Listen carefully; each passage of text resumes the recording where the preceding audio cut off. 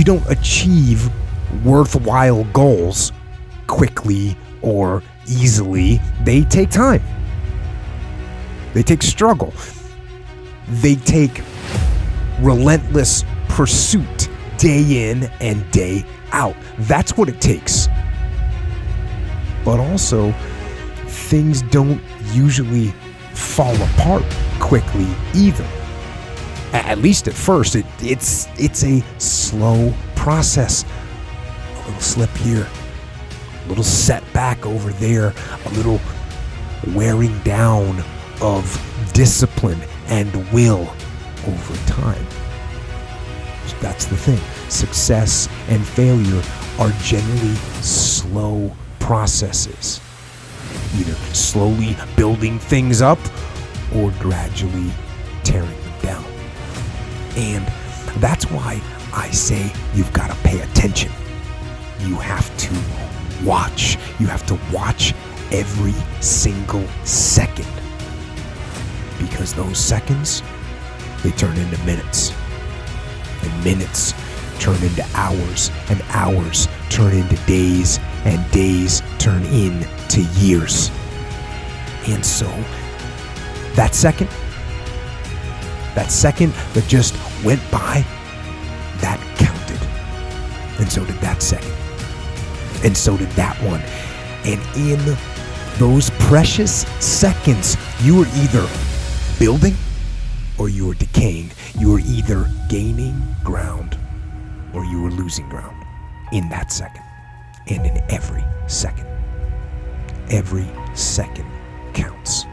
So make every second count. Well, you should be afraid of taking risks and pursuing something meaningful. But you should be more afraid of staying where you are if it's making you miserable.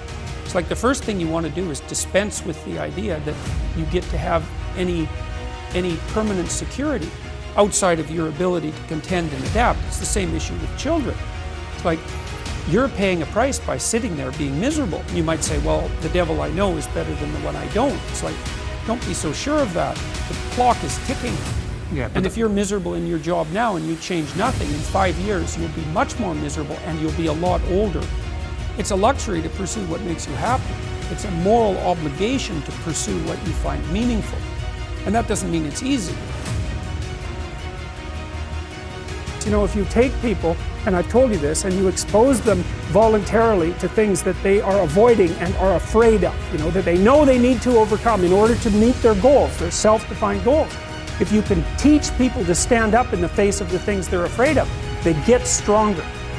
And you don't know what the upper limits to that are, because you might ask yourself, like, if for 10 years, if you didn't avoid doing what you knew you needed to do, by your own definitions, right, within the value structure that you've created, to the degree that you've done that, what would you be like?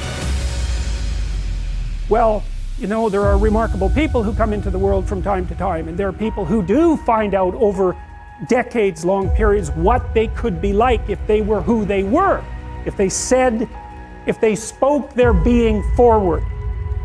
And they get stronger and stronger and stronger, and we don't know the limits to that. We do not know the limits to that.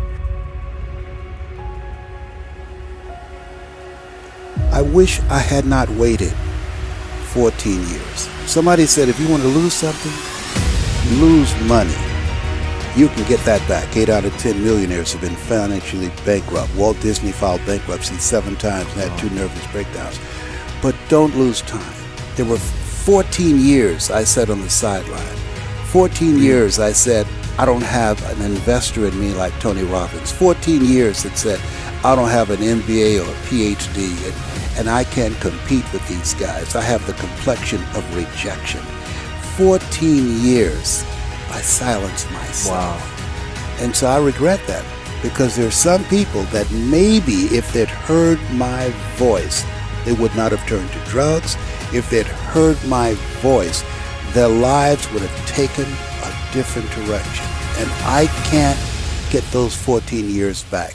That haunts me, and I think that drives me when I speak with such energy. I'm trying to make up for that time, but I can't.